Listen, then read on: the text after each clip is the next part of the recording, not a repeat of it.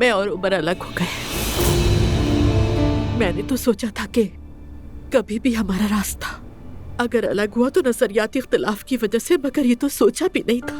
इतने प्यार से उसके लिए मैंने कमरा सजाया था, उसके सामने घुटनों पर बैठा, और वो मुझे ये बता के आ रही कि दिन भर वो थी कहाँ। कहती है कि उसने मुझे बहकाया और मैं बह गई, मुझे खुद पर काबू नहीं रही। कोई फिल्म चल रही है क्या?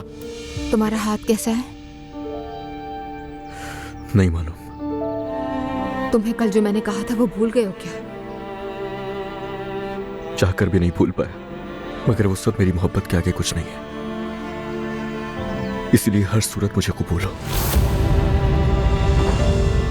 मैंने माफ किया तुम्हें, हिसाब बराबर। आपका सामान तैयार कर दिया है, कहाँ भिजवाऊं?